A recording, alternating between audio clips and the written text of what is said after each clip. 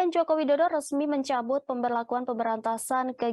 pembatasan kegiatan masyarakat atau PPKM pada Jumat 30 Desember 2022 kemarin. Pencabutan PPKM ini tertuang dalam instruksi Mendagri nomor 50 dan 51 tahun 2022 sehingga tidak ada lagi pembatasan kerumunan dan pergerakan masyarakat. Kendati begitu, pemerintah masih akan menanggung pembiayaan pasien COVID-19 meski PPKM sudah dicabut. Demikian disampaikan Menteri Kesehatan Budi Gunadi Sadikin di Kompleks Istana Negara Jakarta.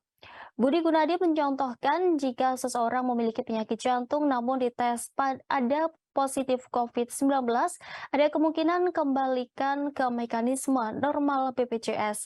Nantinya evaluasi terkait biaya perawatan akan dilakukan bertahap sebagai salah satu strategi transisi dari pandemi. Namun dia memastikan semua kebijakan ketika PPKM masih berlaku akan ditinjau. Secara terpisah, Kepala Biro Komunikasi dan Pelayanan Publik Kementerian Kesehatan RI, Siti Nadia Tarmizi mengatakan, kemungkinan jika nanti status pandemi akan berubah menjadi endemi, maka tentu pembiayaan pasien juga akan berubah. Ia menyebut pembiayaan mengikuti pembiayaan seperti penyakit lainnya.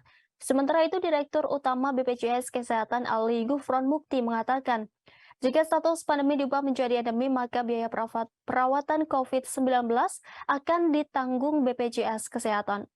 Adapun skema yang akan digunakan mengacu pada paket Indonesian Cash Based Groups atau INA CBGS. Selain itu disampaikan pula Presiden Joko Widodo jika sejumlah faktor menjadi pertimbangan pemerintah dalam mencabut PPKM diantaranya pandemi COVID-19 yang mulai terkendali. Per 26 Desember 2022 hanya terdapat 1,7 kasus per 1 juta penduduk. Lalu positivity rate mingguan mencapai 3,35% dengan tingkat perawatan rumah sakit atau BOR berada di angka 4,7% dan angka kematian di angka 2,39%. Ini semuanya berada di bawah standar dari WHO dan seluruh kabupaten kota di Indonesia. Saat ini berstatus PPKM level 1 di mana pembatasan kerumunan dan pergerakan orang di tingkat rendah. Presiden mengatakan keputusan mencabut PPKM tersebut telah melalui kajian sejak 10 bulan lalu.